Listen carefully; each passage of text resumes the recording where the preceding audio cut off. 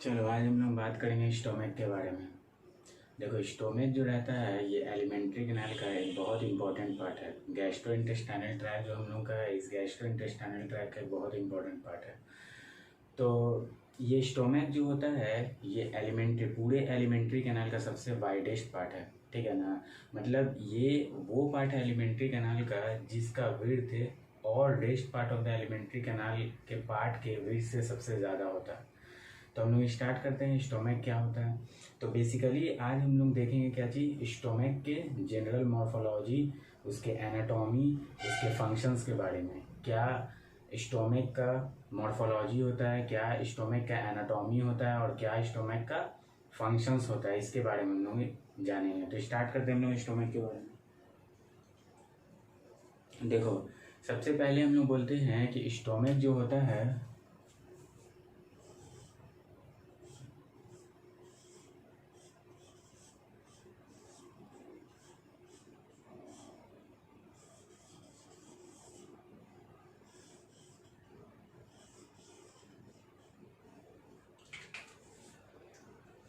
सबसे first part हम लोग बोलते हैं कि स्टोमक जो होता है ये widest part of the alimentary canal है, widest organ of the alimentary canal है। तो स्टोमक क्या हो गया, वाइडेस्ट ऑर्गन ऑफ द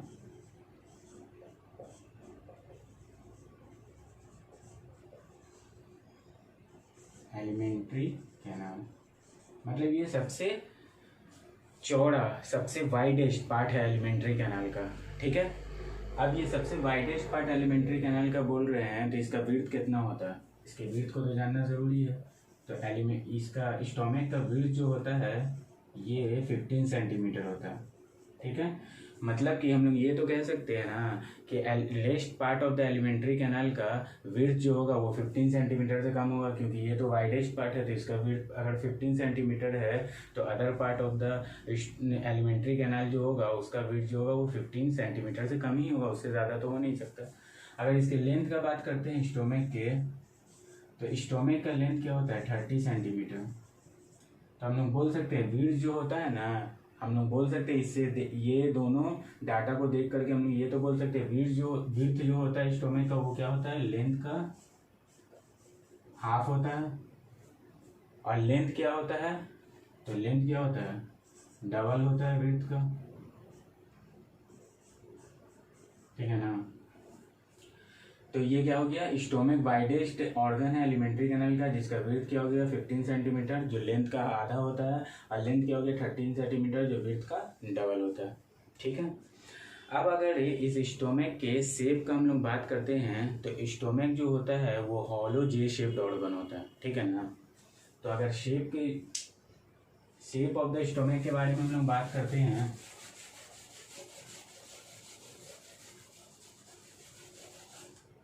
चलो देखो अगर हम लोग शेप ऑफ द स्टोमक के बारे में बात करते हैं तो शेप स्टोमक का क्या होता है, तो ये हॉलो जे शेप ऑर्गन होता है, हॉलो जे शेप ऑर्गन होता है। देखो अगर स्टोमक के बारे में हम लोग स्ट्रक्चर स्टोमक का देखें तो स्टोमक कुछ इस तरह का रहता है,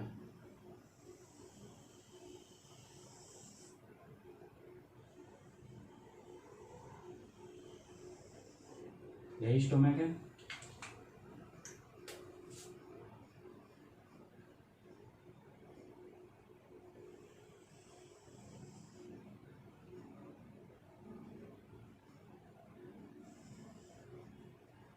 ये कुछ जे शेप स्ट्रक्चर बन रहा है स्टोमक का, ये स्ट्रक्चर जो स्टोमक का बनता है ये जे शेप स्ट्रक्चर बनता है।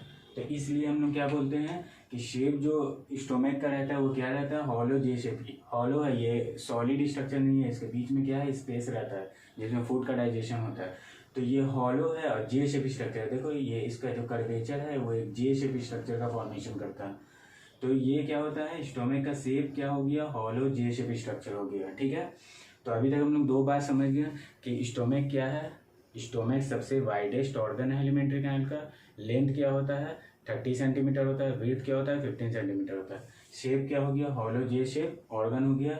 अब इसका जो कर्वेचर रहता है, ये कर्वेचर जे शेप एक हॉलो स्ट्रक्चर का फॉर्मेशन करता है, इसलिए इसको हॉलो जे शेप ऑर्गन बोलते हैं। ठीक है, उसके बाद अगर हम लोग ये स्टोमक के पोजीशन के बारे में हम लोग बात करते हैं कि स्टोमक कहाँ पर प्रेजेंट रहता है, पोजीशन इसका क्या है। तो अगर स्टोमक के पोजीशन के बारे में हम लोग बात करें, पोजीशन देखो क्या होता है, एक स्ट्रक्चर बना रहे हैं, डायग्राम बना रहे हैं।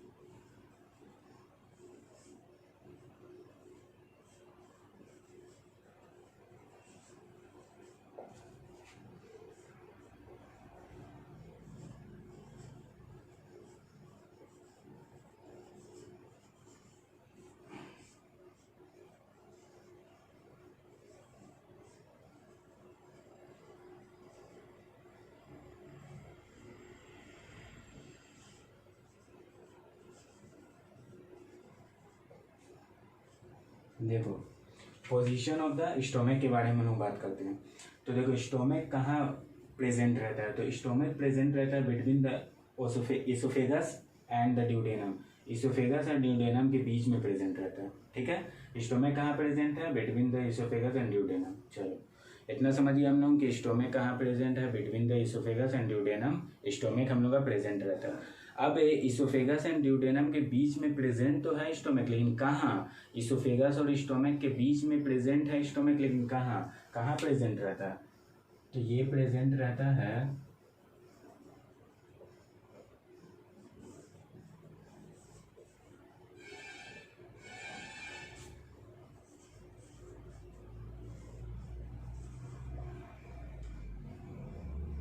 ठीक है। ये हम लोग का पूरा क्या है, एब्डोमिनल कैविटी, ये पूरा एब्डोमिनल कैविटी हम लोग का। ठीक है, ये पूरा क्या है हम लोग का, ये पूरा हम लोग का है एब्डोमिनल कैविटी। ठीक है, तो स्टोमक हम लोग का प्रेजेंट है between the oesophagus and duodenum, लेकिन इसोफेगस एंड ड्यूडेनम के बीच में कहाँ प्रेजेंट है, तो प्रेजेंट है left upper side of the abdominal cavity, left upper side of the abdominal cavity just below the diaphragm. ठीक है, तो कंप्लीट पोजीशन अगर कोई स्टोमक का पूछे तो क्या बोलेंगे, तो सबसे पहले बोलेंगे ये प्रेजेंट रहता है स्टोमक, एक ऐसा ऑर्गन है एलिमेंट्री कैनाल का जो प्रेजेंट रहता है, कहाँ प्रेजेंट रहता है, इसोफेगस और ड्यूडेनम के बीच में। लेकिन कहाँ इसोफेगस और ड्यूडेनम के बीच में, तो इसोफेगस और ड्यूडेनम के बीच में तो प्रेजेंट रहता है, लेकिन left upper side of the abdominal cavity में प्रेजेंट रहता है जस्ट बिलो द डायफ्राम। ठीक है, तो ये डायग्राम बहुत अच्छे से बता रहा है कि what is the position of stomach. Stomach एक ऐसा ऑर्गन है जो प्रेजेंट रहता है between the oesophagus and C shape duodenum, oesophagus और सी शेप ड्यूडेनम के बीच में प्रेजेंट रहता है, लेकिन इसोफेगस और ड्यूडेनम, सी शेप ड्यूडेनम के बीच में कहाँ प्रेजेंट रहता है, तो ये प्रेजेंट रहता है left upper side of the abdominal cavity just below the diaphragm. तो ये हम लोग का क्या हो गया, पोजीशन ऑफ द स्टोमक के बारे में हो गया। ठीक है, समझ में आ गया। तो अभी तक हम लोग 3 पॉइंट्स समझ गए हैं। सबसे पहले स्टोमिक क्या है, तो widest part of the alimentary canal है, ठीक है। लेंथ भाई कितना होता है, तो लेंथ इसका 30 सेंटीमीटर होता है। विड्थ कितना होता है, 15 सेंटीमीटर होता है। इसका शेप क्या होता है, हॉलो जे शेप ऑर्गन है। पोजीशन क्या होता है, इसोफेगस और ड्यूडेनम के बीच में, लेकिन कहाँ, तो left upper side of the abdominal cavity just below the diaphragm. चलो पोजीशन भी हम लोग समझ गए, स्टोमक का पोजीशन भी हम लोग समझ गए। अब देखो क्या होता है, दुनिया में जो भी कर्व स्ट्रक्चर है उसके पास कर्वेचर होता है। जैसे एग्जांपल के तौर पे ये एक सर्किल है, तो ये सर्किल का क्या होगा, ये कर्व स्ट्रक्चर है, ये तो ये कर्वेचर है सर्किल का, ठीक है ना। इसी तरह से दुनिया में जितना भी कर्व स्ट्रक्चर रहता है उसके पास कर्वेचर रहता है। तो हम लोग का स्टोमक भी कर्व स्ट्रक्चर है, तो इसके कर्वेचर के बारे में हम लोग देखते हैं। तो देखो ये हम लोग का क्या है,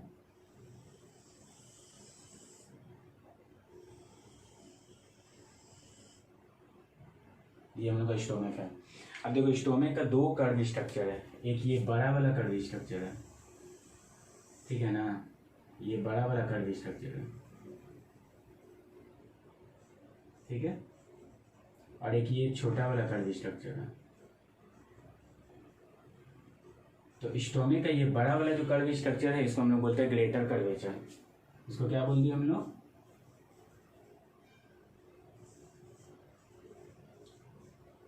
ग्रेटर कर्वेचर। अब देखो ये ग्रेटर कर्वेचर जो रहता है ये प्रेजेंट कहाँ रहता है, तो देखो ये एंटेरियर सरफेस स्टोमक का है, तो greater curvature lies on the anterior surface of the stomach. तो हम लोग लिख सकते हैं ग्रेटर कर्वेचर के बारे में क्या, कि it lies on the anterior surface of stomach. चलो इतना समझ में हमको आ गया कि ग्रेटर कर्वेचर जो है वो कहाँ लाइज करता है, तो lies on the anterior surface of the stomach. दूसरा ये है लेसर कर्वेचर, छोटा कर्वेचर है तो इसको हम लोग क्या बोलते हैं, इसको हम लोग बोलते हैं lesser curvature.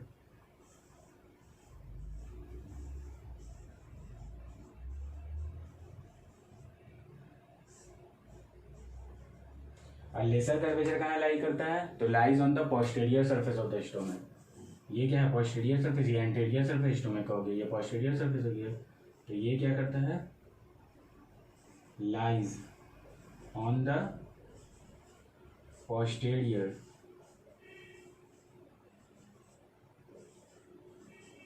Surface of stomach, ठीक है। अब ये बात समझ लो, ये ग्रेटर कर्वेचर और लेसर कर्वेचर ही की वजह से स्टोमक का शेप क्या होता है, हॉलो जे शेप ऑर्गन ये कहलाता है, क्योंकि ये कर्वेचर ही की वजह से ये जे शेप इसको मिलता है, ठीक है। तो स्टोमक का कर्वेचर कितना हो गया, 2 कर्वेचर हो गया, एक ग्रेटर कर्वेचर और एक लेसर कर्वेचर, ठीक है। एक ग्रेटर कर्वेचर हो गया, एक लेसर कर्वेचर हो गया। ग्रेटर कर्वेचर कहाँ लाई करता है, एंटीरियर सरफेस पर। लेसर कर्वेचर क्या कहाँ लाई करता है, posterior surface of the stomach पर। तो कर्वेचर याद रखना है कि स्टोमक का कर्वेचर क्या हो गया, स्टोमक का कर्वेचर 2 हो गया, एक ग्रेटर कर्वेचर हो गया जो एंटीरियर सरफेस पर, और लेसर कर्वेचर हो गया जो पोस्टीरियर सरफेस पर लाई करता है। अब एक बहुत इंपॉर्टेंट बात बताने जा रहे हैं, देखो होता क्या है। ये तो कर्वेचर के बारे में बात हो गया स्टोमक के। अब देखो क्या होता है कि फॉर एग्जाम्पल कंसीडर कर लो कि एक बकेट है, ठीक है, इस तरह से बकेट है, एक बकेट कंसीडर कर लो। अब इस बकेट में क्या हो गया कि बहुत छोटा छोटा हम लोग बॉल रख दिए, बहुत छोटा छोटा क्या कर दिए, बॉल रख दिए, ठीक है। अब क्या हुआ, एक बकेट है, उस बकेट में हम लोग छोटा छोटा बहुत सारा मल्टीपल बॉल को रख दिए। अब क्या हुआ, जैसे ही हम लोग बकेट को मोशन देते हैं, किसी भी तरह का मोशन देते हैं, इस तरह का मोशन दे दिए, इस तरह का मोशन दे दिए, इस तरह का मोशन दे दिए, ठीक है ना।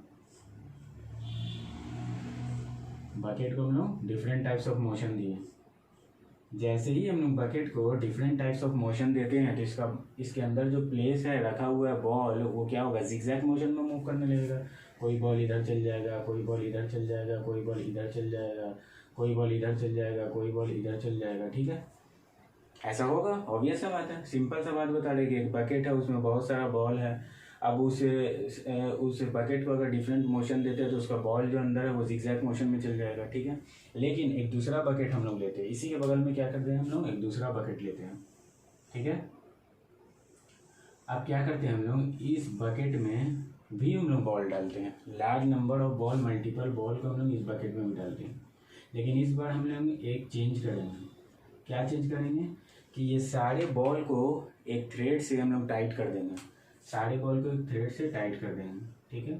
सारे बॉल को एक थ्रेड से हम लोग टाइट कर दिए और हर बॉल को वॉल ऑफ द बकेट से भी टाइट कर देंगे। तो हर बॉल को वॉल ऑफ द बकेट से भी हम लोग टाइट कर दिए, हर बॉल को वॉल ऑफ द बकेट से भी टाइट कर दिए, अच्छे से वॉल ऑफ द बकेट से भी हम लोग क्या कर दिए, टाइट कर दिए। इस तरह से हर बॉल को वॉल ऑफ बकेट से भी टाइट कर दिए। अब क्या किए कि अगेन क्या किए, फर्स्ट वाले बकेट में हम लोग बॉल को रखें लेकिन उसको टाइट नहीं किए किसी थ्रेड से। सेकंड वाले बकेट में बॉल को रखें और उसको थ्रेड से टाइट कर दिए।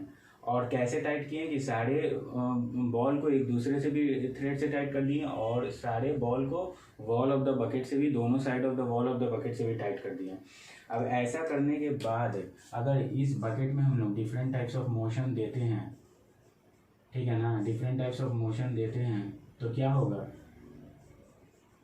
डिफरेंट टाइप्स ऑफ मोशन देंगे तो कुछ होगा नहीं। डिफरेंट टाइप्स ऑफ मोशन देंगे तो इस समय ये बॉल जो बकेट में प्रेजेंट है ये जिगजैग मोशन में नहीं जाएगा।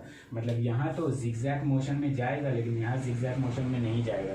क्यों? क्योंकि ये टाइड है थ्रेड से, एक दूसरे से भी टाइट है, वॉल ऑफ द बकेट से भी टाइट है। सिमिलरली सेम इसी तरह से हम लोग के एब्डोमिनल कैविटी में बहुत सारा ऑर्गन है। हम लोग के एब्डोमिनल कैविटी में लीवर है, हम लोग के एब्डोमिनल कैविटी में स्टोमक है, स्प्लीन है, पैंक्रियाज है, लार्ज इंटेस्टाइन, स्मॉल इंटेस्टाइन, ठीक है ना, ड्यूडेनम, सारा पार्ट हम लोग के एब्डोमिनल कैविटी में प्रेजेंट है। तो हम लोग तो डिफरेंट टाइप्स ऑफ मोशन देते हैं, कभी इधर जाते हैं कभी उधर जाते हैं। तो डिफरेंट टाइप्स ऑफ अगर मोशन देंगे हम लोग अपने बॉडी को तो वो सारा ऑर्गन जो एब्डोमिनल कैविटी में वो भी जिगजैग मोशन में हो जाएगा। जिगजैग मोशन में होने से क्या होगा, सब ऑर्गन का एनाटॉमिकल पोजीशन जो रहेगा वो डिस्टर्ब हो जाएगा।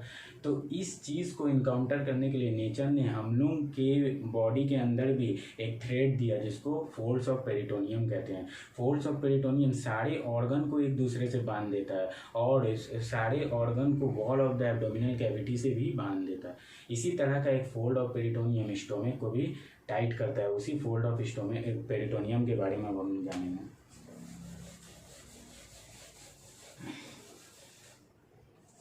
तो देखो क्या है कि हम लोग का ये स्टोमक है,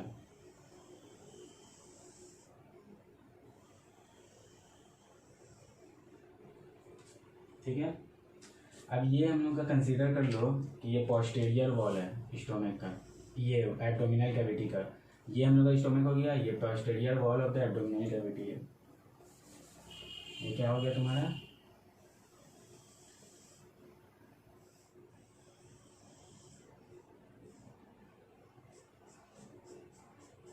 posterior wall of abdominal cavity. अब क्या होता है, एक फोल्ड्स ऑफ पेरिटोनियम होता है जो क्या करता है, अटैच करता है स्टोमक को to the posterior wall of the abdominal cavity, ठीक है। तो एक फोल्ड होता है, क्या चीज़, यहाँ से एक फोल्ड हम लोग बनाते हैं, एक फोल्ड हो गया पेरिटोनियम का, ठीक है। जो फोल्ड ऑफ पेरिटोनियम क्या करता है, अटैच करता है स्टोमक को to the posterior wall of the abdominal cavity, ठीक है। तो ये फोल्ड ऑफ ये पेरिटोनियम निकला posterior wall of the abdominal cavity से, और ये क्या किया, अगर ये स्टोमक को, अगर ये फोल्ड स्टोमक को अटैच करेगा posterior wall of the abdominal cavity तो क्या करेगा, पूरे स्टोमक को पहले कवर करेगा, कवर करके फिर इसके पोस्टीरियर सरफेस से होते हुए फिर वापस आकर के posterior wall of the abdominal cavity में जुड़ जाएगा। तो ये क्या हुआ, इस तरह से आगे गया और जा करके पूरे स्टोमक को हम लोग के कवर कर लिया और कवर करके वापस आकर के posterior wall of the abdominal cavity में अटैच कर दिया, इस तरह से पूरा। ये फोल्ड्स है पेरिटोनियम का जो टाइट कर रहा है, ठीक बॉल की तरह, जैसे बॉल बकेट में थ्रेड बॉल को बकेट में टाइट कर रहा था, उसी तरह से एब्डोमिनल कैविटी में पेरिटोनियम फोल्ड जो है वो स्टोमक को wall of the abdominal cavity से टाइट कर रहा है। तो ये कवर कर लिया। तो ये क्या हो गया कि ये इसको हम लोग बोलते क्या, नेमिंग कर देते हम लोग, ये हम लोग का हो गया posterior wall of abdominal cavity. ठीक है, चलो पोस्टेरियर वॉल एब्डोमिनल कैविटी का हो गया। ये क्या हो गया, फोल्ड्स ऑफ पेरिटोनियम, ये हम लोग का हो गया फोल्ड्स ऑफ पेरिटोनियम। ठीक है, अच्छा अब एक क्वेश्चन आता है कि अगर ये फोल्ड ऑफ पेरिटोनियम अटैच कर रहा है स्टोमक को posterior wall of the abdominal cavity से, posterior wall of the abdominal cavity से, तो इसका एक्सटेंशन क्या होगा। तो जाहिर सी बात है कि अगर ये फोल्ड पोस्टीरियर ये फोल्ड स्टोमक को अगर अटैच कर रहा है posterior wall of the abdominal cavity से, तो इसका एक्सटेंशन क्या होगा, इसका एक्सटेंशन ग्रेटर कर्वेचर तक होगा। ग्रेटर कर्वेचर तक आएगा, उसके बाद ये मूव कर जाएगा, मूव करके फिर पीछे से जा करके फिर रिट्रैक्ट होकर के वापस आकर के posterior wall of the abdominal cavity से अटैच कर देगा। लेकिन ऐसा नहीं होता, ये folds, this fold is not just extended up to the greater curvature. ये सिर्फ इस ग्रेटर कर्वेचर, ये जो है एरिया जिसको हम लोग ग्रेटर कर्वेचर बोलते हैं, ये ग्रेटर कर्वेचर तक ही ये फोल्ड एक्सटेंड नहीं रहता है, बल्कि this folds of peritoneum is extend beyond the greater curvature. तो भाई तब तो गड़बड़ हो जाएगा। क्या गड़बड़ हो जाएगा, अगर ये फोल्ड एक्सटेंड रहेगा बियॉन्ड द ग्रेटर कर्वेचर, तो अब तो ये फोल्ड क्या हो जाएगा, ढीला पड़ जाएगा। अगर कोई बैग है, वो बैग बहुत बड़ा है, उसमें सामान डाला हुआ है, जो सब्सटेंस डाला हुआ है वो बहुत छोटा है, तो वो बैग में वो सब्सटेंस फिर भी हिल सकता है। तो अगर ये फोल्ड एक्सटेंड हो जाएगा, फोल्ड्स ऑफ पेरिटोनियम एक्सटेंड हो जाएगा बियॉन्ड द ग्रेटर कर्वेचर, तो ये तो फोल्ड फिर क्या हो जाएगा, इसमें स्टोमक के हिलने का डर है। लेकिन ऐसा नहीं होता। नेचर क्या किया कि ये फोल्ड जो पेरिटोनियम का था, जिसको एक्सटेंड किया बियॉन्ड द ग्रेटर कर्वेचर, उसको किसी रीजन के वजह से ही एक्सटेंड किया बियॉन्ड द ग्रेटर कर्वेचर। जब ये फोल्ड ऑफ पेरिटोनियम एक्सटेंड हो जाता है बियॉन्ड द ग्रेटर कर्वेचर, तो इसमें क्या हो जाता है, इस फोल्ड ऑफ पेरिटोनियम में, एक्स्ट्रा फोल्ड जो पेरिटोनियम का है, इसमें डिपॉजिट हो जाता है large number of fat deposit हो जाता है। और ये क्योंकि एंटीरियर सरफेस है, तो anterior surface of the stomach के आगे large number of fat deposit हो जाता है, जो स्टोमक के लिए कुशन का काम करता है, स्टोमक को प्रोटेक्ट करता है। तो ये जो एक्स्ट्रा फोल्ड का एरिया हो गया पेरिटोनियम के, इस एक्स्ट्रा फोल्ड के एरिया को हम लोग बोलते हैं क्या थी, ग्रेटर ओमेंटम।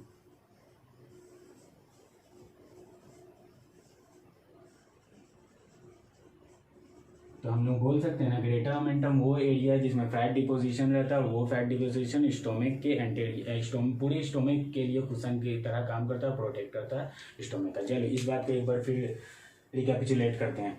क्या हुआ कि फोल्ड्स ऑफ पेरिटोनियम अटैच किया स्टोमक को posterior wall of the abdominal cavity से।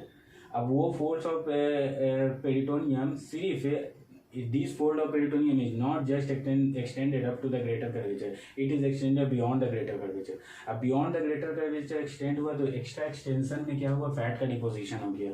वो उस एक्स्ट्रा एक्सटेंशन वाले एरिया को ग्रेटर ओमेंटम कहें, और वो ग्रेटर ओमेंटम क्या करता है, फैट का डिपोजिशन करता है, स्टोमक के लिए कुशन की तरह काम करता है, और स्टोमक को प्रोटेक्ट करता है। तो ये हम लोग का क्या हो गया, फोल्ड्स ऑफ पेरिटोनियम कैसे हम लोग के बॉडी में स्टोमक जो रहता है वो अटैच रहता है, इसके बारे में हम लोग बात किए। अब नेक्स्ट हम लोग बात करते हैं थोड़ा internal surface of the stomach के बारे में। देखो यहीं पर हम लोग बात कर सकते हैं। स्टोमक का जो इंटरनल सरफेस रहता है, उस पर प्रेजेंट रहता है न्यूमरस फोल्ड्स। ठीक है ना, ये स्टोमक का इंटरनल सरफेस है। अब स्टोमक की इस इंटरनल सरफेस पर क्या प्रेजेंट है, न्यूमरस फोल्ड प्रेजेंट रहता है। इस तरह से बहुत सारा फोल्ड्स प्रेजेंट रहता है।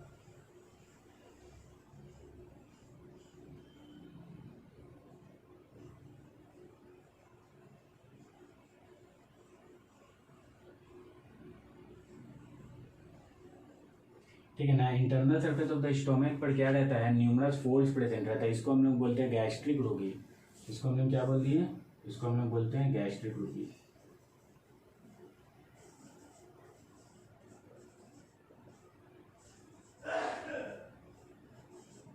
गैस्ट्रिक रोगी बोल दिए। अब देखो इसका सिग्निफिकेंस क्या है गैस्ट्रिक रोगी का।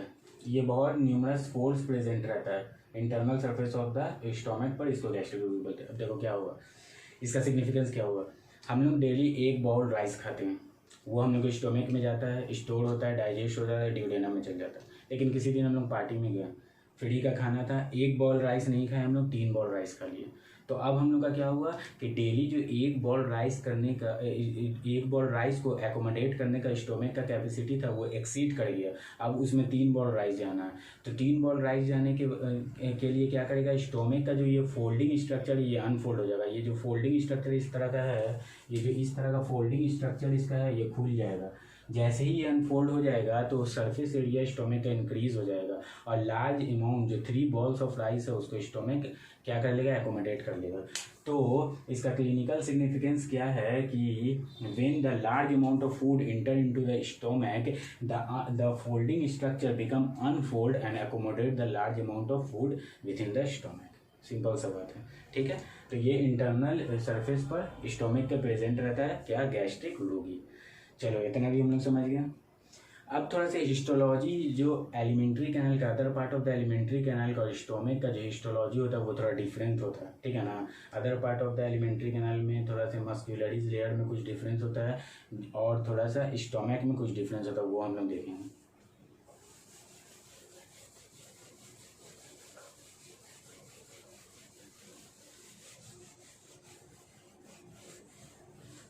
देखो क्या होता है, हम लोग यहाँ एक लिख देते हैं other part of alimentary canal. First में लिख देते हैं other part of alimentary canal, ठीक है। और सेकेंड में क्या लिख दिया हम लोग, स्टोमक, ठीक है। अब इसमें हम लोग डिफरेंस देखते हैं। देखो क्या होता है, देखो होता क्या है कि अगर other part of the alimentary canal में हम लोग बात करते हैं, इसके हिस्टोलॉजिकल लेयर का बात करते हैं, layers of the alimentary canal का बात करते हैं, तो देखो सिंपल सा सबसे आउटर लेयर क्या होता है, सेरोसा,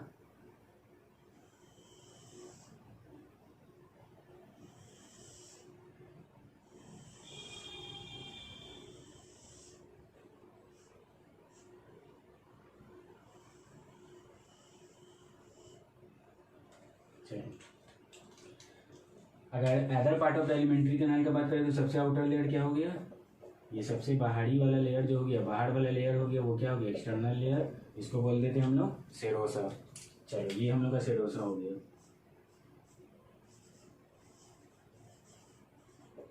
अब सेरोसा के अंदर कौन सा लेयर प्रेजेंट रहता है, ये दोनों लेयर जो रहता है, इन दोनों लेयर को हम लोग क्या बोलते हैं, मस्क्यूलरीज। मस्क्यूलरीज। अब मस्क्यूलरीज लेयर जो रहता है वो सब डिवाइड हो जाता है क्या चीज़, 2 लेयर में। आउटर जो लेयर रहता है वो लॉन्गिट्यूडनल रहता है, और इनर लेयर जो रहता है वो सर्कुलर रहता है, ठीक है। तो ये क्या हो गया, ये हम लोग का हो गया लॉन्गिट्यूडनल फाइबर,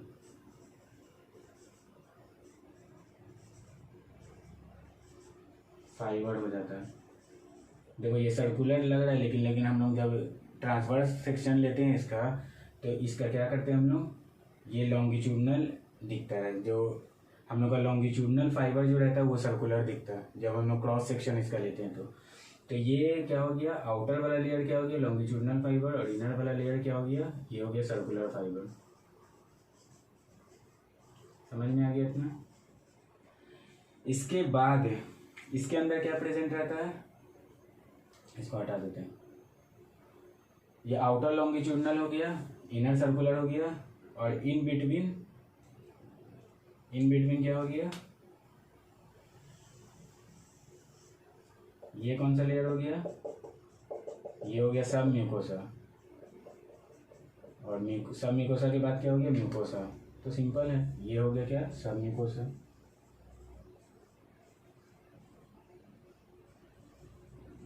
सब म्यूकोसा के बाद क्या हो गया, म्यूकोसा।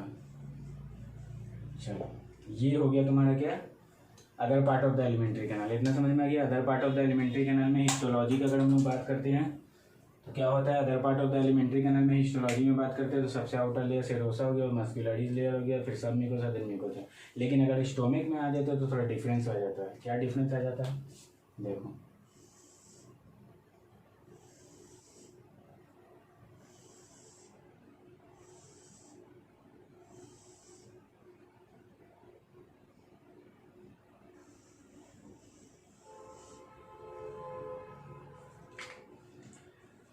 यहाँ पर भी जो आउटर लेयर हम लोग का रहता है वो सेम रहता है। This outer layer is again what, this outer layer is again serosa.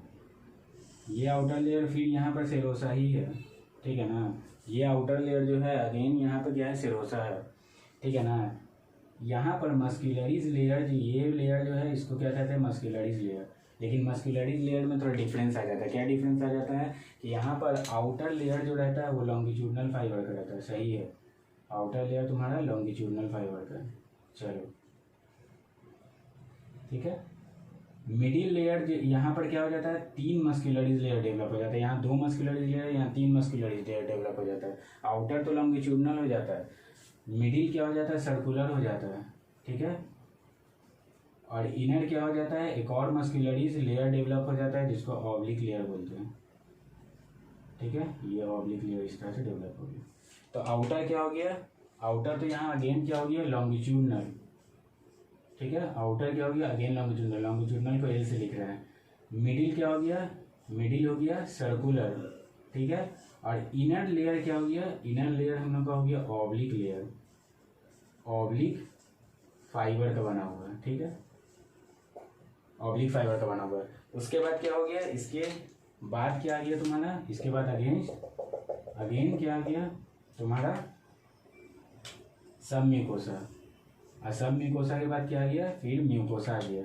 अब देखो म्यूकोसा में क्या रहता है, न्यूमरस फोल्ड प्रेजेंट रहता है जिसको गैस्ट्रिक रूगी कहते हैं। तो गैस्ट्रिक रूगी भी बना देते हैं यहाँ पर, इस तरह से करके हम लोग गैस्ट्रिक रूगी को बना देते हैं।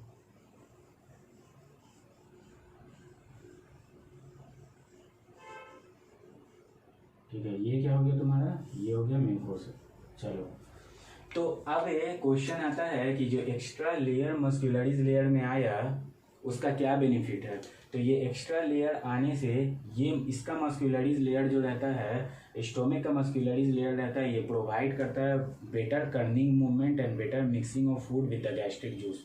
तो ये तीनों लेयर के होने से क्या होता है बेनिफिट, कि ये प्रोवाइड करता है क्या, इसको कहाँ लिख दें, ऊपर लिख देते हैं।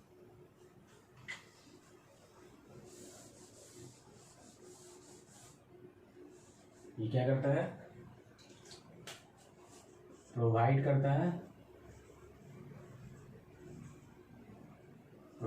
है better Corning movement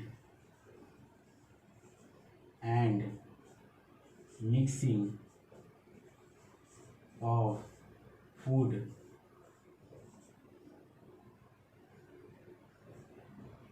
and better mixing of food, ठीक है। तो ये जो रहता है, ये जो 3 लेयर जो रहता है, जो एक्स्ट्रा लेयर डेवलप हुआ muscularis layer of the stomach में, इससे क्या बेनिफिट होता है कि ये प्रोवाइड करता है better Corning movement and mixing of food, ठीक है। कर्निंग मूवमेंट अच्छा प्रोवाइड करता है, मिक्सिंग ऑफ फूड को अच्छा प्रोवाइड करता है, ठीक है। तो ये तुम्हारा क्या हो गया, एलिमेंट्री कैनाल के में, एलिमेंट्री कैनाल के हिस्टोलॉजी में अदर पार्ट ऑफ द, ये स्टोमिक के हिस्टोलॉजी में other part of the alimentary canal से कुछ डिफरेंस था, वो चीज़ को हम लोगों ने देख लिया, ठीक है। अब इसके बाद हम लोग क्या देखते हैं, पार्ट्स ऑफ द स्टोमिक के बारे में। स्टोमिक का कितना पार्ट होता है, तो स्टोमिक बेसिकली डिवाइडेड हो जाता है 4 रीजन्स में। First one is the cardiac part, second one is fundus, third one is body and fourth one is the pyloric part. तो हम लोग देखते हैं part of the stomach.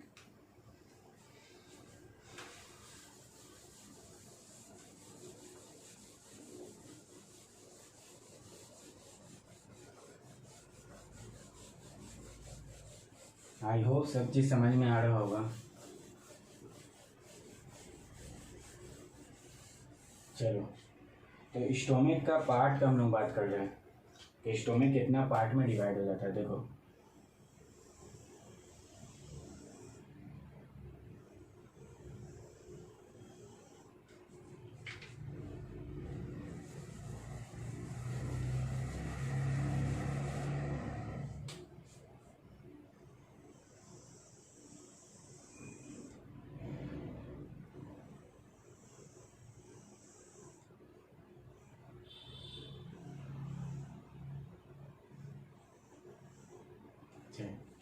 Stomach कितना पार्ट में डिवाइड हो जाता है, तो स्टोमक 4 पार्ट में डिवाइड हो जाता है। देखो एक ये पार्ट स्टोमक का हो गया, ठीक है ना, एक स्टोमक का ये पार्ट हो जाता है, ठीक है, एक स्टोमक का ये पार्ट हो जाता है। तो this part of the stomach is called cardiac part, cardiac part. और इस कार्डियक पार्ट को हम लोग एक और नाम से जानते हैं, कार्डिया। चलो ये फर्स्ट पार्ट स्टोमक हो गया। सेकेंड पार्ट स्टोमक का हो जाता है, ये तो फर्स्ट पार्ट हो गया। सेकेंड पार्ट स्टोमक का हो जाता है फंडस।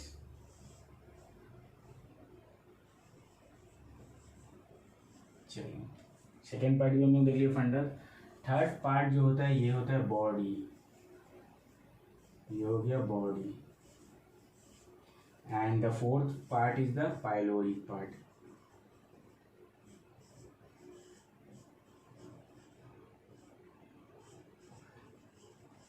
चलो इस पार्ट के बाद क्या हो जाएगा, इस पार्ट के बाद क्या होगा, इस पार्ट के बाद स्टोमक जो रहेगा हमारा वो सी से ड्यूडेनम में ओपन हो जाएगा। चलो सी से ड्यूडेनम में ये जाके ओपन हो गया। अच्छा ये पार्ट कहाँ से आएगा, यहाँ इस पार्ट में कार्डियक पार्ट में फूड कहाँ से आएगा, इसोफेगस से आएगा। तो फॉर एग्जांपल ये इसोफेगस से फूड आ रहा है। चलो ये इसोफेगस से क्या है, फूड आ रहा है। यहाँ से फूड कहाँ जा रहा है, ड्यूडेनम में जा रहा है। पार्ट को भी मेंशन कर लेते हैं नेमी। तो ये हम लोग का क्या हो गया, इसोफेगस हो गया, इसोफेगस। ये क्या हो गया, ये ड्यूडेनम हो गया।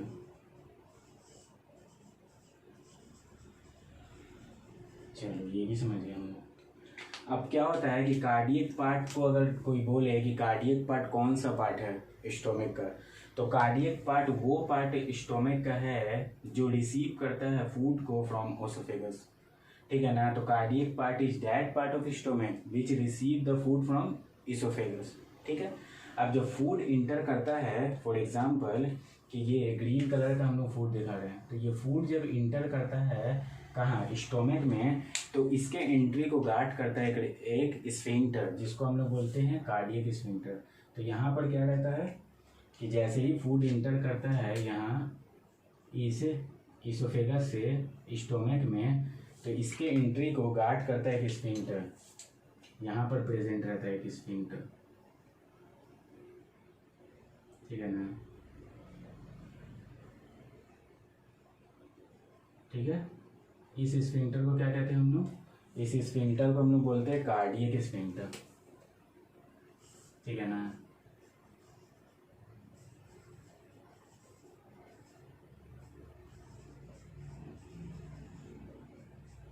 समझ में आए। देखो कार्डियक पार्ट वो पार्ट है स्टोमक का जो रिसीव करता है फूड को इसोफेगस से। फूड जब इसोफेगस से स्टोमक में इंटर करता है, मतलब कार्डियक पार्ट में जब इंटर करता है, तो इसके एंट्री को गार्ड करता है एक स्फिंक्टर, इसके इनिशियल पोर्शन पर प्रेजेंट रहता है, कार्डियक पार्ट के स्टार्टिंग पोर्शन पर प्रेजेंट रहता है एक स्फिंक्टर, जिसको हम लोग क्या कहते हैं, कार्डियक स्फिंक्टर।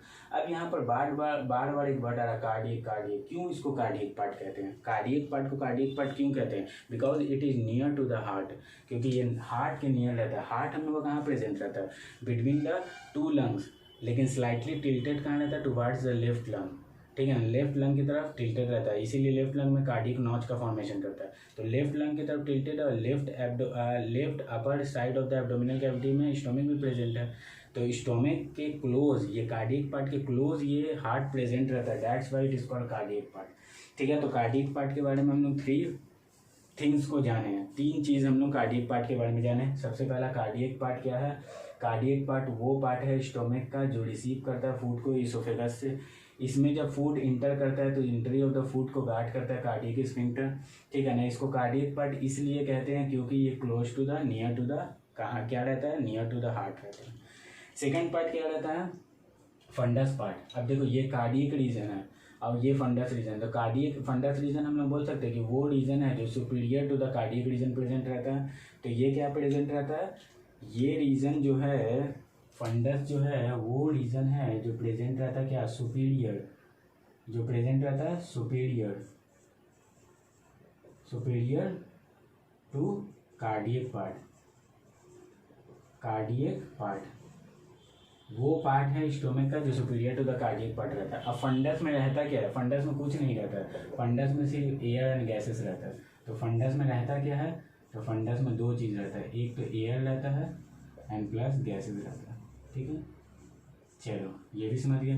बॉडी जो रहता है, body main part of the stomach है। अब देखो बॉडी को मेन पार्ट क्यों कह रहे हैं, ये भी एक क्वेश्चन आएगा।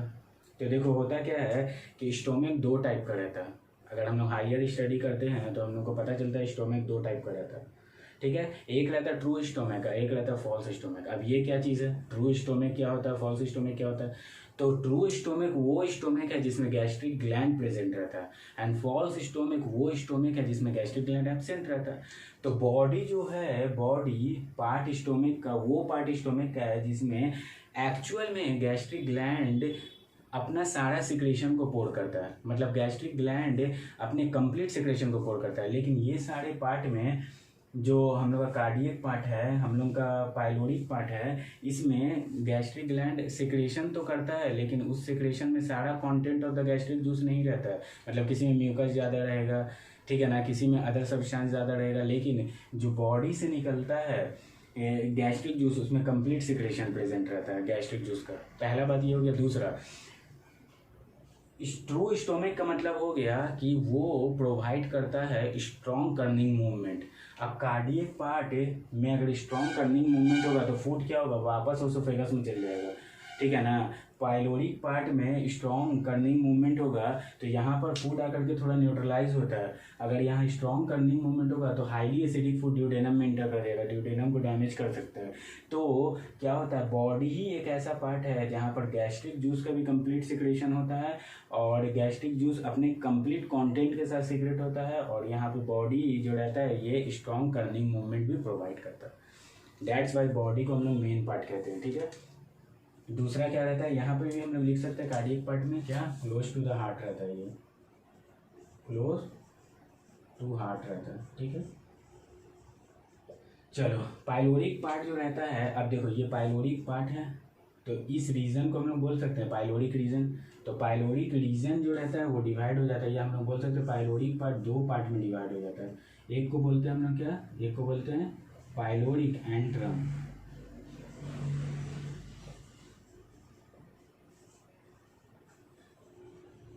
एंड सेकेंड हम लोग बोलते हैं क्या, पाइलोरिक कैनाल। ये हो गया क्या, पाइलोरिक कैनाल।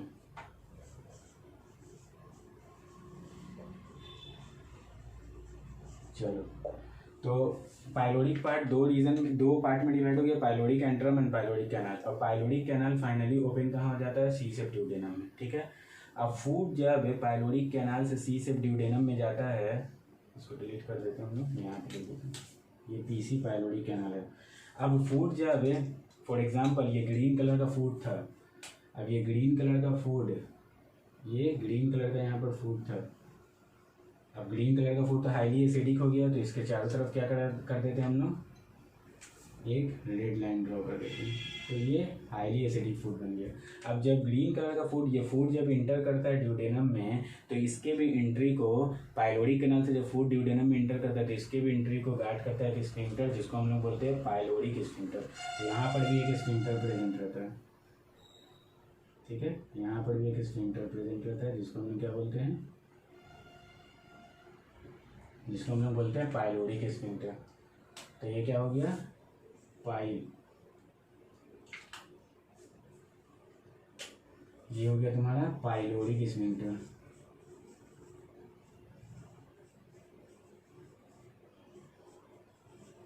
चलो इतना समझ में आ गया। तो अभी तक हम लोग ने क्या देखा, देखो स्टोमक के पार्ट के बारे में हम लोग बात कर रहे हैं, एक रिकैपिचुलेट कर देते हैं। स्टोमक का पार्ट क्या हुआ, स्टोमक 4 पार्ट में डिवाइड हो गया। चलो, first is the cardiac part, second is fundus, third is body and fourth is pyloric part. ठीक है, अब कार्डियक पार्ट में हम लोग 3 चीज़ जाने थे। कार्डियक पार्ट को कार्डिया भी कहते हैं, cardiac part close to the, cardiac part को कार्डियक पार्ट इसलिए कहते हैं क्योंकि क्लोज टू द हार्ट रहता है। ठीक है, कार्डियक पार्ट वो पार्ट है स्टोमक का जो रिसीव करता है फूड को एसोफेगस से।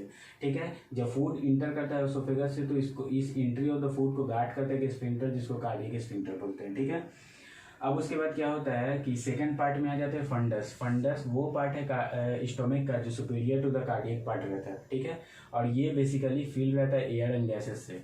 थर्ड पार्ट आ गया बॉडी पार्ट, ये मेन पार्ट है, क्योंकि मेन पार्ट इसलिए बोलते हैं क्योंकि इसमें स्ट्रॉन्ग कर्निंग मूवमेंट होता है and complete content of the gastric juice secrete होता है। ठीक है, उसके बाद नेक्स्ट आ जाता है pyloric part. Pyloric part 2 part में डिवाइड हो जाता है, pyloric antrum, pyloric canal. Pyloric canal finally जाके सी सेफ ड्यूडेनम से मिल जाता है। अब जब फूड इंटर करता है पाइलोरिक कैनाल से सी सेफ ड्यूडेनम में, तो इसके एंट्री को भी गार्ड करता है क्या, एक स्फिंक्टर। इसके एंट्री को भी गार्ड करता है एक स्फिंक्टर, जिसको हम लोग क्या कहते हैं, जिसको हम लोग कहते हैं पाइलोरिक स्फिंक्टर। इतना समझ में आ गया होगा, आई होप ये इतना समझ में आ गया होगा। ठीक है, अब देखो क्या होता है, इतना हम लोग समझ गया कि इसके एंट्री को गार्ड करता है क्या, पाइलोरिक स्फिंक्टर। अब ये 2 स्फिंक्टर जो है बहुत इंपॉर्टेंट है। ठीक है ना, तो अब इसको हम लोग ऐसे भी समझ सकते हैं, इस स्फिंक्टर को, इसलिए स्फिंक्टर जो है इसको हम लोग इस तरह से भी समझ सकते हैं। 2 तरीके से हम लोग समझेंगे इसको।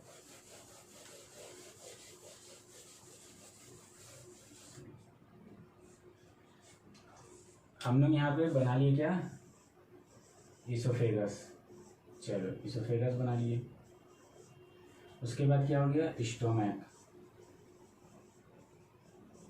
चलो, उसके बाद क्या हो गया, ड्यूडेनम।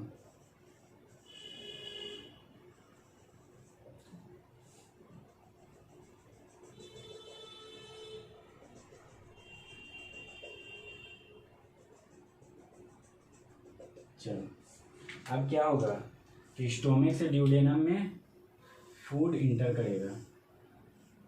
ठीक है, स्टोमक से ड्यूडेनम में फूड इंटर किया, क्या इंटर किया, फूड।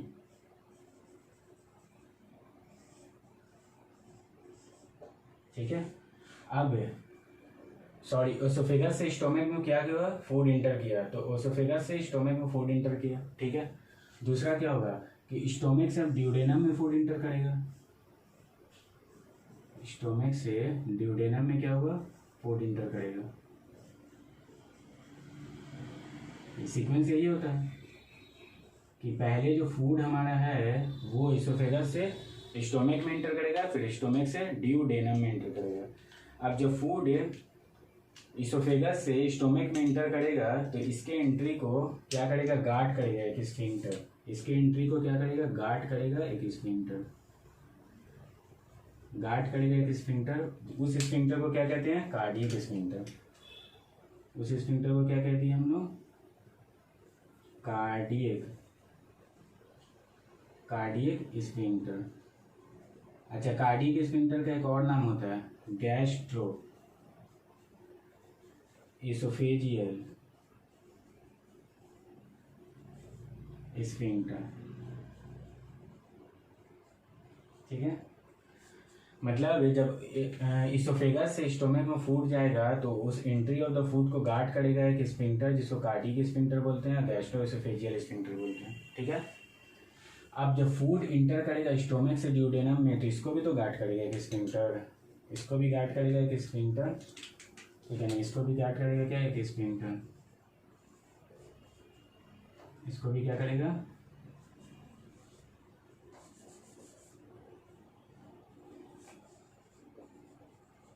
गार्ड करेगा एक स्फिंक्टर, जिसको हम लोग क्या बोलेंगे, पाइलोरिक स्फिंक्टर। इसी स्फिंक्टर को क्या बोलते हैं हम लोग, पाइलोरिक।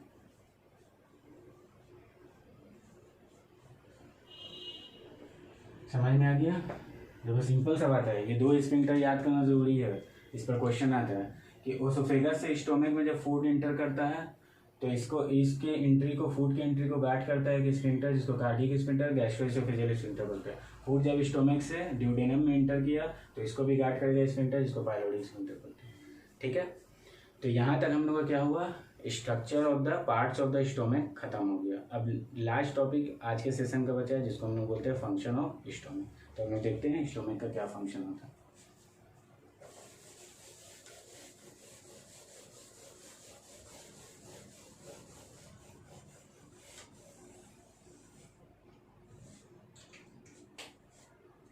देखो स्टोमक का बेसिकली 3 फंक्शन होता है। पहला, फर्स्ट फंक्शन क्या होता है स्टोमक का, स्टोरेज। सेकेंड फंक्शन क्या होता है स्टोमक का, डाइजेशन।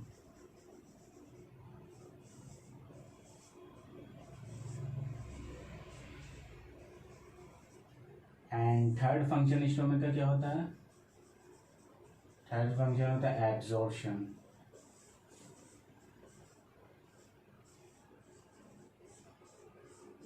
ठीक है सर, तो हम लोग बात करते हैं फर्स्ट फंक्शन स्टोरेज का। तो क्या होता है, देखो स्टोमक क्या करता है, रिसीव करता है, कंज्यूम करता है फूड को from oesophagus.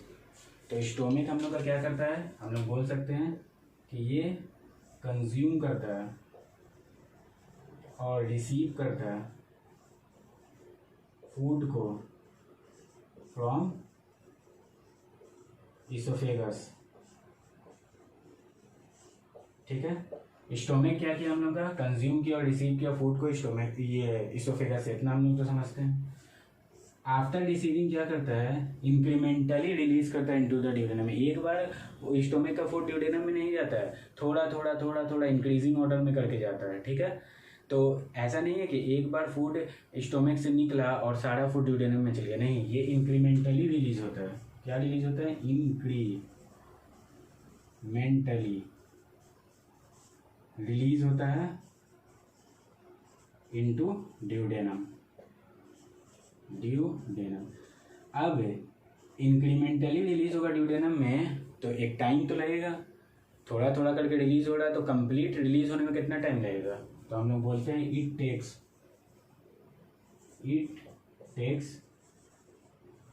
About 4 hours to clear complete meal from the stomach. ठीक है, क्या हुआ कि स्टोमक सबसे पहले कंज्यूम किया और रिसीव किया फूड को इसोफेगस से, फिर उसको इंक्रीमेंटली रिलीज किया ड्यूडेनम में। अब ये पूरा इंक्रीमेंटली रिलीज जो प्रोसेस इंक्रीमेंटली रिलीज करने का होता है, ये पूरा कंप्लीट होता है, मतलब कंप्लीट मील ड्यूडेनम, ये स्टोमक से ड्यूडेनम में कितना देर में चल जाता है, तो 4 hours में चल जाता है, अप्रॉक्स 4 hour में चल जाता है। तो it takes 4 hour to clear complete meal from the stomach. इसीलिए हम लोग बोलते हैं कि स्टोमक जो हम लोग का रहता है वो अप्रॉक्स 4 to 5 hour फूड को 4 to 5 hours क्या होता है, फूड को स्टोर करता है। ठीक है ना, स्टोर ये एक्चुअली क्या करता है, स्टोर करता है, धीरे धीरे डाइजेशन करता है, इंक्रीमेंटली ऑर्डर में उसको ड्यूडेनम में रिलीज करता है। तो ये हम लोग का स्टोरेज हो गया। स्टोरेज क्या है, एकदम सिंपल चीज़ है। देखो इसोफेगस से फूड आया, स्टोमक कंज्यूम किया, कंज्यूम करके क्या कर लिया, अपने अंदर रखा। अब रखने के बाद उसको क्या किया, डाइजेशन स्टार्ट किया।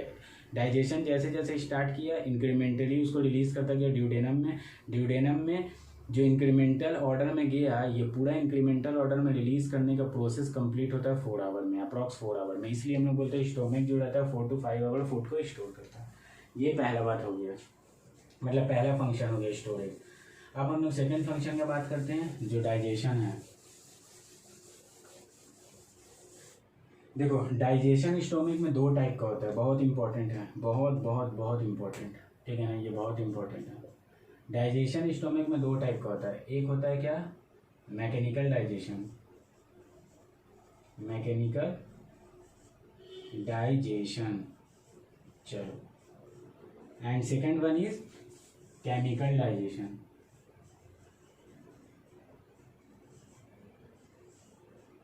चलो स्टोमक में डाइजेशन क्या हुआ, 2 टाइप का हो गया, mechanical digestion and chemical digestion.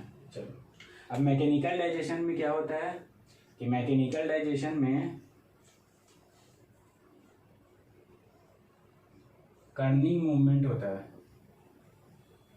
Corning movement होता है, ठीक है। अब ये कर्निंग मूवमेंट में क्या होता है, मैकेनिकल डाइजेशन में कर्निंग मूवमेंट होता है। तो ये कर्निंग मूवमेंट में क्या होता है, कर्निंग मूवमेंट में होता है क्या कि फूड जो हमारा रहता है वो गैस्ट्रिक जूस के साथ, गैस्ट्रिक जूस के साथ क्या हो जाता है, मिक्स हो जाता है, मिक्स हो जाता है। अब फूड जैसे ही गैस्ट्रिक जूस के साथ मिक्स होता है तो ये क्या करता है, फॉर्म करता है, ये फॉर्म करता है क्या, जैसे ही जैसे कर्निंग मूवमेंट स्टार्ट हुआ स्टोमक में तो फूड हमारा गैस्ट्रिक जूस के साथ मिक्स हो गया। मिक्स होने के बाद क्या होता है कि फूड का लिक्विफैक्शन स्टार्ट हो जाता है, फूड का लिक्विफैक्शन स्टार्ट हो जाता है। और लिक्विफैक्शन होने की वजह से फॉर्मेशन होता है, बहुत इम्पोर्टेंट, काइम का, ठीक है ना, काइम का फॉर्मेशन होता है, ठीक है ना। देखो क्या हुआ मैकेनिकल डाइजेशन में कि कर्निंग मूवमेंट हुआ, फूड मिक्स हो गया गैस्ट्रिक जूस के साथ, मिक्स होने से लिक्विफैक्शन फूड का हो गया, काइम का फॉर्मेशन हो गया। और ये काइम क्या होता है, काइम को हम लोग डिफाइन करते हैं क्या, काइम को हम लोग डिफाइन करते हैं कि ये एसिडिक प्लस लिक्विड, ठीक है ना, acidic plus liquid food form है, फूड फॉर्म है, ठीक है ना। ये हम लोग का हो गया मैकेनिकल डाइजेशन। देखो मैकेनिकल डाइजेशन में क्या हुआ कि कर्निंग मूवमेंट हुआ, फूड गैस्ट्रिक जूस के साथ मिक्स कर गया, लिक्विफैक्शन फूड का हुआ, काइम का फॉर्मेशन हुआ, काइम क्या हुआ, acid plus liquid food form है, ठीक है। चलो ये मैकेनिकल डाइजेशन हम लोग देख लिए। अब सेकंड हम लोग का आ जाता है केमिकल डाइजेशन। तो केमिकल डाइजेशन देखते हैं।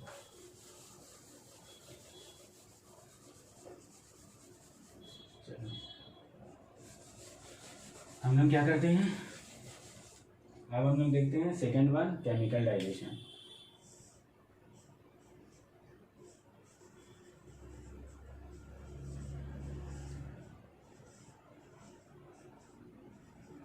देखो क्या होता है, स्टोमक हम लोग का जो रहता है उसमें गैस्ट्रिक ग्लैंड प्रेजेंट रहता है। वो गैस्ट्रिक ग्लैंड से दो टाइप का एंजाइम निकलता है जो केमिकल डाइजेशन क्रिएट करता है, जो केमिकल डाइजेशन काउज करता है स्टोमक में। अब ये दो एंजाइम कौन कौन सा रहता है, पहला एंजाइम जो स्टोमक से निकलता है उसको हम लोग बोलते हैं प्रो एंजाइम,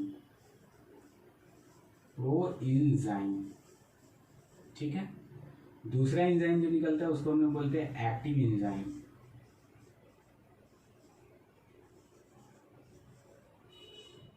चलो दो टाइप का एंजाइम हम लोग स्टोमक से निकलता है, प्रो एंजाइम और एक्टिव एंजाइम।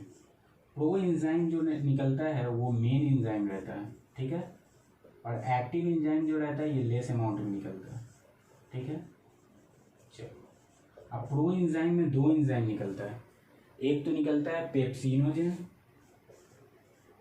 पेप्सिनोजेन, और एक निकलता है प्रोरेनिन।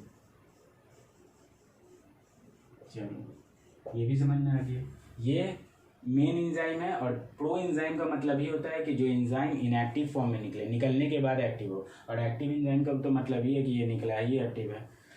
तो पहला तो प्रो एंजाइम निकला जो मेन एंजाइम है, ये दो इनएक्टिव एंजाइम निकलता है पेप्सिनोजेन, प्रोरेनिन। और एक्टिव एंजाइम में भी दो एंजाइम निकलता है, एक को बोलते हैं गैस्ट्रिक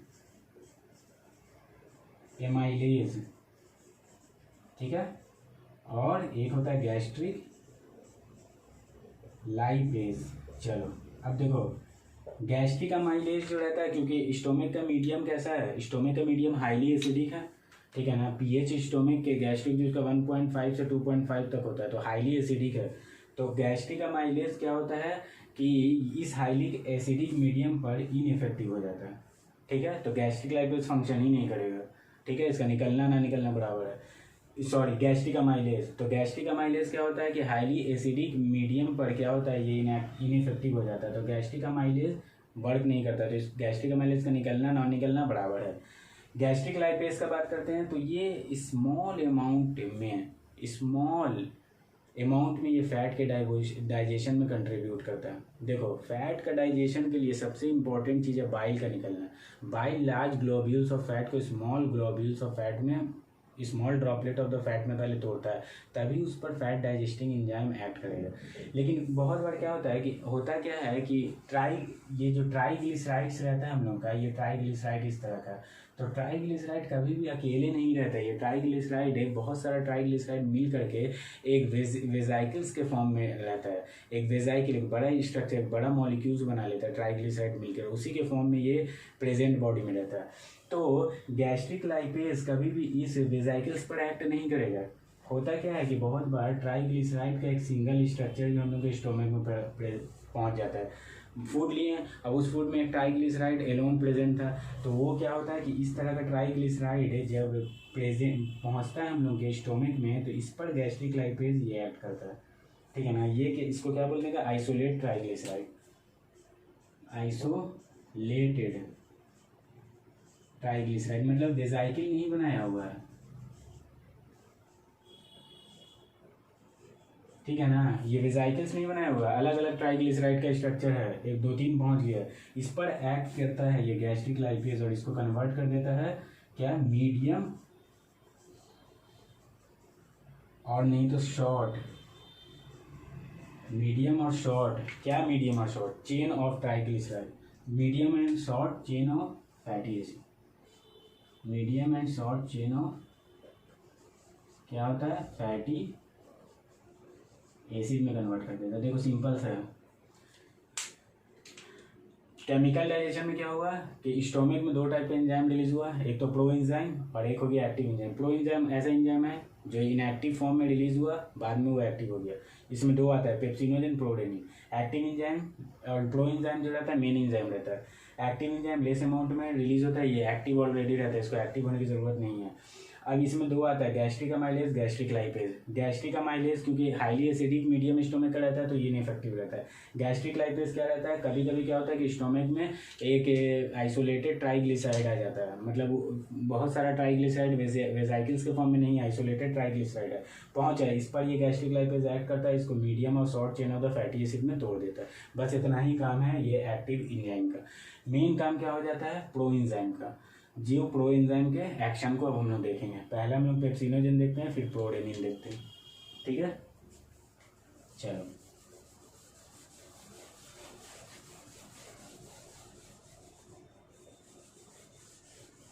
तो होता क्या है कि हम लोग के स्टोमक में पहुंचा, क्या पहुंचा, प्रोटीन, प्रोटीन पहुंचा। ठीक है, हम लोग के स्टोमक में क्या हो गया, हम लोग के स्टोमक में पहुंच गया प्रोटीन। ये प्रोटीन जैसे ही स्टोमक में पहुंचता है, इस पर एक्ट करता है एक एंजाइम जिसको हम लोग बोलते हैं क्या, पेप्सिन। ठीक है ना, और साथ में पेप्सिन एक्ट करता है इन प्रेजेंस ऑफ HCl, क्योंकि गैस्ट्रिक जून में HCl तो प्रेजेंट है ही है।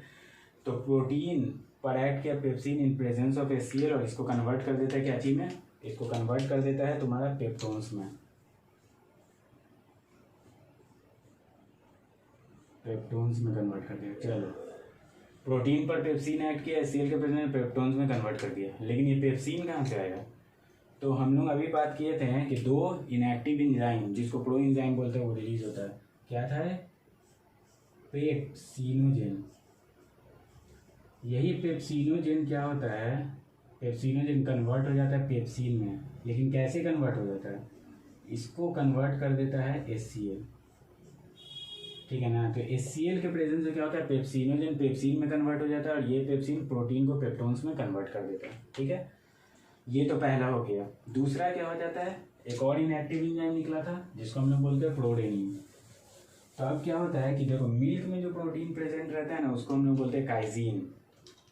तो मिल्क का प्रोटीन क्या हो गया, काइजीन। तो ये क्या है, मिल्क प्रोटीन। चलो, ये काइजीन क्या करता है, ये काइजीन जो मिल्क प्रोटीन है, ये काइजीन कन्वर्ट हो जाता है क्या चीज में, ये काइजीन क्या चीज में कन्वर्ट हो जाता है,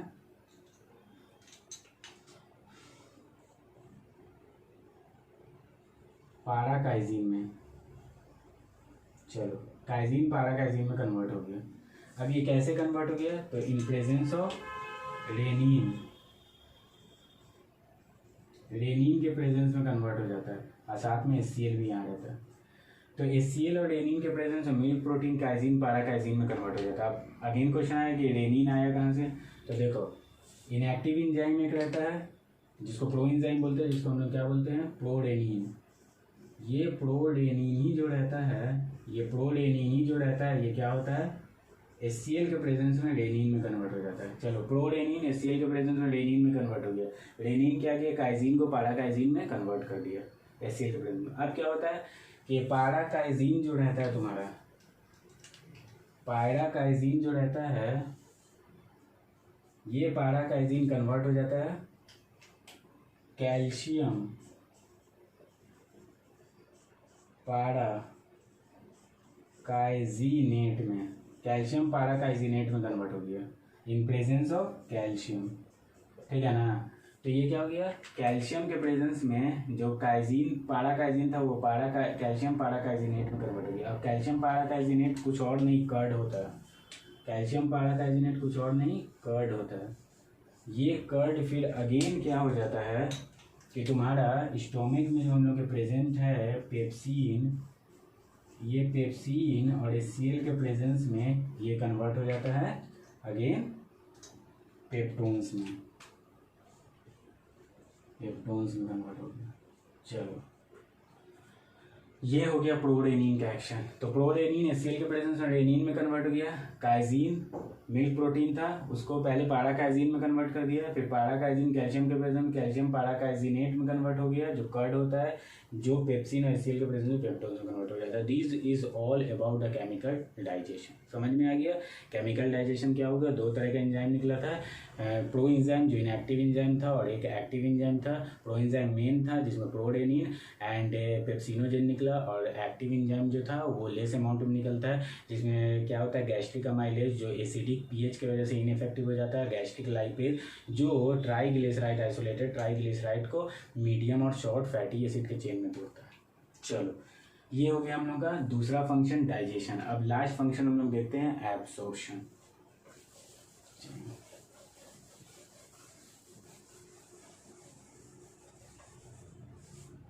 देखो स्टोमिक का यही 3 फंक्शन है, ठीक है ना। पहला हो जाता है स्टोरेज, दूसरा डाइजेशन, थर्ड वन इज का absorption.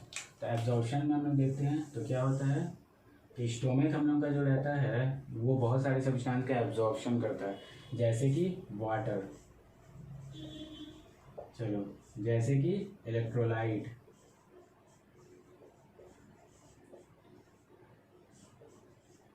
Simple sugar,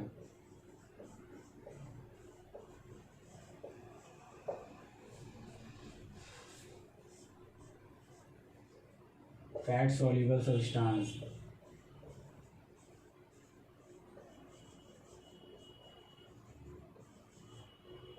alcohol, certain drugs,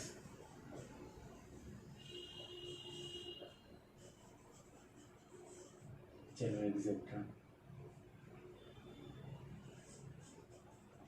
तो ये सारे सब्सटेंस का सर्टेन डिग्री में क्या करता है, एब्जॉर्प्शन करता है। कंप्लीट एब्जॉर्प्शन नहीं होता है, सर्टेन डिग्री में एब्जॉर्प्शन होता है। मतलब किसी का थोड़ा किया, किसी का थोड़ा ज़्यादा किया, मतलब इसका ऐसा नहीं है कि वाटर यहाँ पे कंप्लीट एब्जॉर्ब हो गया। ड्यूडेनम में एब्जॉर्ब करने का मतलब स्मॉल इंटेस्टाइन है, जेजुनम में, ये लार्ज इंटेस्टाइन में जाने की ज़रूरत नहीं। Electral, simple sugar, fat soluble substance, alcohol सब कंप्लीट एब्जॉर्ब हो गया, नहीं ऐसा नहीं है। इन सारे सब्सटेंस का सर्टेन डिग्री में एब्जॉर्प्शन होता है, ठीक है ना, कंप्लीट एब्जॉर्प्शन नहीं होता है। तो एब्जॉर्प्शन में यही होता है कि सर्टेन सब्सटेंसेस का सर्टेन डिग्री में स्टोमिक में एब्जॉर्प्शन होता है। देखो अब स्टोमिक का यही 3 फंक्शन है, स्टोरेज, डाइजेशन एंड एब्जॉर्प्शन। लेकिन इसके अलावा स्टोमिक का और भी हम लोग फंक्शन बोल सकते हैं, लेकिन मेन फंक्शन यही है। और भी फंक्शन में क्या बोलते हैं कि ये रिलीज में क्या होता है, गैस्ट्रिक जूस। तो हम लोग डाइजेशन में देख ही लिए कि गैस्ट्रिक जूस को रिलीज करता है, ठीक है ना। इसके अलावा क्या हो जाता है कि रिलीज में एक और चीज़ आता है कि ये स्टोमिक जो रहता है वो एंडोक्राइन हार्मोन को भी रिलीज करता है, बहुत सारे हार्मोन को भी रिलीज करता है। जब हम लोग गैस्ट्रिक ग्लैंड पढ़ेंगे तो वहाँ पर इस हार्मोन के बारे में पढ़ेंगे। तो ये मतलब कि इसके अलावा एक और फंक्शन हम लोग डाल सकते हैं, लेकिन मेन फंक्शन यही होता है। तो एक फंक्शन हम लोग ये भी डाल सकते हैं, क्या, रिलीज, ठीक है ना। फोर्थ फंक्शन में हम लोग रिलीज भी डाल सकते हैं, ठीक है। तो रिलीज में क्या क्या हो जाता है, पहला तो रिलीज करता है गैस्ट्रिक जूस, पहला रिलीज क्या किया, गैस्ट्रिक